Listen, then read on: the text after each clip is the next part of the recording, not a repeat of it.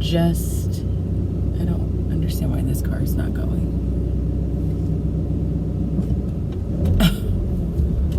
And force myself to vlog. I think for the time being, like last time, I'm not really going to go into details about my mood, because I think it's so many different things all happening at once that I don't even know that I could explain it coherently. And also, even if I could explain it coherently, I don't necessarily want to put it on this platform, because then you have a lot of people like interjecting their opinions that are based on their experiences into the situation, which isn't always the most helpful thing. No offense, but I'm sure you guys know what I mean. So I think if anything, if I had to just like sum up the mood, is I've been in a mood really since Labor Day weekend. And it's just this feeling of like wondering if I'm enough in general. Like, am I enough of a teacher? Am I doing enough as a teacher? Am I enough as a daughter? Am I doing enough as a daughter? Am I enough as a person in general? Am I doing enough? Am I experiencing enough? Am I accomplishing enough? And I think that feeling is a feeling that I'm having in multiple aspects of my life, and it's overwhelming for all of that to be happening at once, and it weighs down on a person. So like, I've spent obviously the past couple of days trying to really think about and pinpoint what it is, and I definitely like know what the triggers are. Like, I know what it is that causes me to think that way. And that's about as much as I can say. That's where I'm at. I do feel better today. I've been listening, like yesterday I listened to a couple of different things that I found on YouTube. I'm not gonna really be specific about it, just because I don't know, I just feel like I want to kind of keep what I'm doing to myself right now. And then I listened to a couple of things this morning, and that helped a little bit. And like I said, I think a few weeks ago, like logically, I know that I'm enough. Like, I know that, but I don't always feel that. I think that's really what it is. Like, intellectually, I know that. But just because you intellectually know something doesn't mean that you always feel it. And sometimes feelings rule out intellect, or feelings affect you more as a person than the intellectual understanding of something. And that is where I'm at. And when you are aware of that, it is quite frustrating to know that intellectually what you're saying doesn't even make any sense, or it's not the reality, but you cannot but feel like it is. So that's what I'm going to share on my car ride home today. And then the rest of what I pop in here to say is really going to be teaching related. So today I'm hoping to kind of finish up the monkey's paw. Like, this is record breaking as far as how long it's taking us to get through this story, I think. Although I don't really know for sure, because last year everything was just off, and the year before that was my first year, and I don't even know that I was tracking how long it was taking, because I had no concept of how long it should take. But I know getting through study sync things takes a while. But we're wrapping that up, and then in history we're going to go ahead and jump into the Puritans. My kids are also getting ready for parent-teacher conference week, which is next week, and we are going to try student-led conferences this year. Taylor and I using a resource from Caffeinate and Educate, who is on Teachers Pay Teachers as well as Instagram, and always has really good resources. So they have been working on that during that class period that is called Universal Access, where I'm pulling small groups, and I've kind of looked at some of the things they've pulled, and I mean, it appears as though they're doing it correctly. So this will be our first time doing student-led conferences, so I'm really curious to see how they do and how parents respond to it and what that feels like for us. But yeah, that's been what's going on. And yesterday you really didn't miss anything. Like, it was a minimum day. The day flew by. We did have to do like a little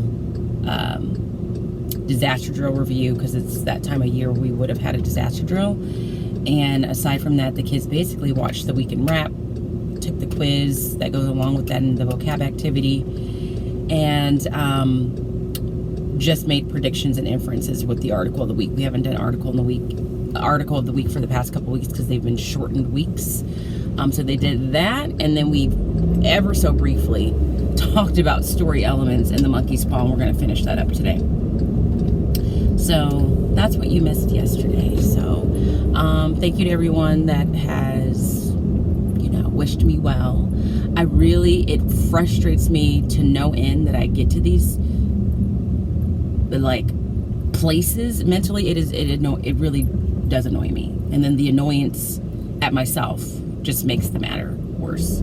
So but I know that it happens to everybody and it's life. So I appreciate everyone. So I'm gonna get the day started. I will say I'm thankful for the job that I do in teaching, because it really does take my mind off of everything else, because I'm so focused on what I'm doing that I don't even really think about it, which is nice. And the kids are a good distraction. So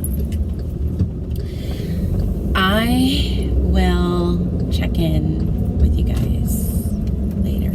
Oh, the good news, if you want to know about my dentist appointment, it went pretty well. There's this one area in my mouth that I can't seem to floss correctly, and they want me to get a water pick and floss, which fine. But generally speaking, he said everything looked good, so I felt proud of myself for that. That was the highlight of the day yesterday. So I'll talk to you guys later. It's 4:41 on Tuesday. I'm actually getting ready to leave. I almost forgot that I was making a conscientious effort to force myself out of things and just talk about teaching on the vlog. So all in all, I had a good day. Like I said this morning when I was getting here, I definitely feel like teaching helps, because it's a huge distraction, because you don't have time to think about your problems, because you're trying to make sure that your kids are taken care of and they have everything that they need. And even after they left, I do feel better. So that's good. I'm a work in progress. So as far as what we did today in class, language arts, we did like I said earlier, a very quick study sync assignment on story elements, specifically looking at the characters in the monkey's paw and which character do we feel is responsible for getting the plot moving. Some people had differences of opinion, so we talked about that a little bit, and then we did the study sync assignment together as a class, where they were specifically looking at dialogue and deciding what line of dialogue was the most significant in getting the story moving along out of the choices they gave us. So we did that together, and then most of the time prior to that, we did social studies / history. So for social studies specifically, we did our article of the week. On Tuesdays, we do the +1 routine, where we read the article for the first time.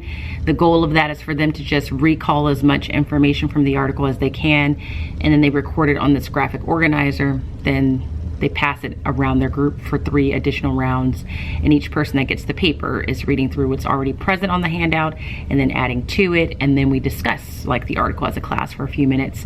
So this week we were talking about in vocabulary, the weekend wrap is what we watch, and there was a news story about bringing back the woolly mammoth to help with things like climate change.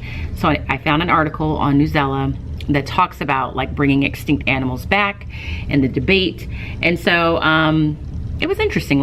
We had more discussion with that article than I thought, because some kids had some really interesting points of view as to whether or not we should be bringing back extinct animals, even if it's in the name of helping with climate change. So we did that, and then we started our lesson on the Puritans and whether or not they were selfish or selfless. And again, this lesson is from the Stanford History Education Group, also known as SHEG. So this is the lesson plan for the teacher to look through. And then I downloaded or I put on Google Classroom the guiding questions that they're going to be working on, but they'll do that tomorrow. And then I just decided for management purposes and for engagement purposes with reading things that I would want kids to annotate. I think with stuff like this, I'm always going to print out the actual document that we're reading, because I just find, even though Cami was a great substitute in a virtual setting where kids could highlight and annotate, they just are more prone to highlight and annotate when they actually have the physical paper in front of them. So I did give them the paper copy of the documents we were looking at. There's a document A and a document B. And the purpose of this lesson is to read these two documents. Both of these are modified versions of a sermon that John Winthrop and John Cotton gave to Puritans as they were immigrating from Europe to the New World, and what they were saying to people on that trip. And so you're supposed to hear and read what they had to say, and based on that, decide, do you think the Puritans were selfless, like thinking of others before anything else, or do you think they were selfish, thinking really only of themselves? So document A, like the way that I view this lesson and how it's organized, is supposed to guide students to at least feel like the Puritans can be viewed as selfless in a way, because they talk about their belief in God, and that if we believe in God, that He will provide for us and our future generations, and if we stray from God, then bad things will happen, and that we have to be an example for others as the city upon a hill, which is what this sermon was titled. But there are some students that read this and still felt like this had a very selfish tone, because some of them were saying, which is a valid point, is it's not as though they want to do these things and live right just for the goodness of doing the right thing or living right, but they're saying like, we're going to do these things, and by doing these things, God will bless us or provide for us, which to them was an example of them being more selfish than selfless. And I told him at the start, there is no right or wrong answer to this question. It's whatever you think based on the text evidence we provide and whether or not you can justify it. So document A to me is the document that allows more opportunity for someone to interpret the motivations of the Puritans at this time as selfless.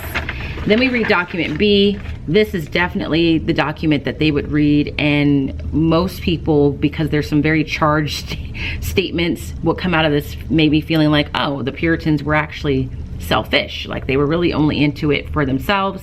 And this is a copy of a sermon from John Cotton, and the title is The Divine Right to Occupy the Land. So even the title kind of guides them to that.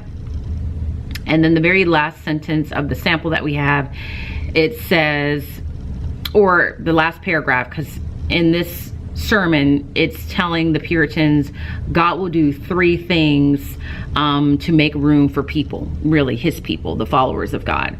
And the third thing he says is that God will make a country empty of inhabitants where the people live.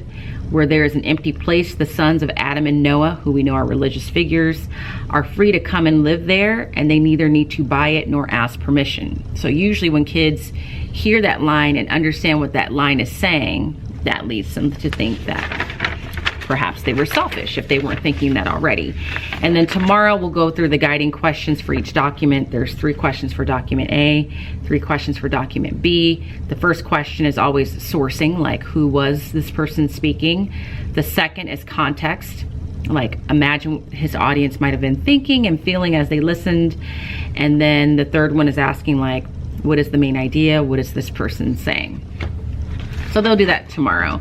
And then just for presentation purposes or teaching purposes, I just take some of the background information that they give you on the teacher's handout, and I always, as I've done in the past and shown you, create like some sort of slide presentation that's really there to keep me on track and help to make sure I don't forget something that I need to make mention of, and it's just a nice visual. So I just found this on Canva. Again, it's free. I just put up religious presentations, and this is what I found. So this was some background information I wanted to make sure they got. And prior to doing this lesson, we did, I forgot to show them this slide. We did watch a video by Mr. Heimler. It's like a 6.5 minute video where he talks about the Puritans, gives some context of who they were, what they were about, and then we jump into this. So We had good discussions in both classes, so I can't complain about that. And aside from that, the kids were asked to take like a social emotional survey from the district to kind of see where they're at mentally. And that was really it.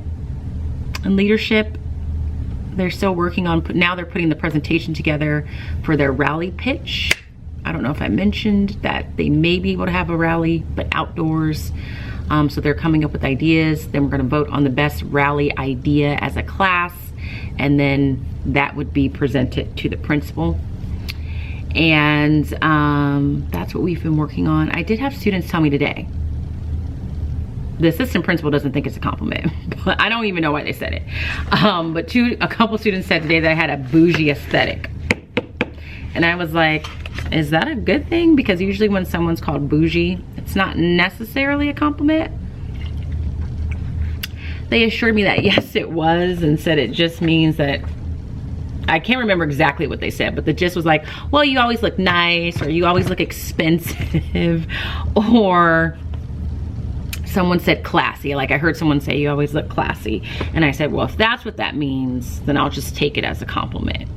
But my assistant principal doesn't seem to think that that really was a compliment. We'll see. So, and then in other news, we're getting a second monitor provided for us, which sounds great, but me being the particular person that I am with where my things are placed on my desk, I'm just not even sure where that second monitor is going to go, because I like my desk set up the way that it is. So he's gonna come in tomorrow and maybe kind of play around with some placement of things. And then he also said you may not even want the second monitor, because it was really being purchased so that if we're projecting something on the monitor or from the projector itself that I have in class, that you could still be working.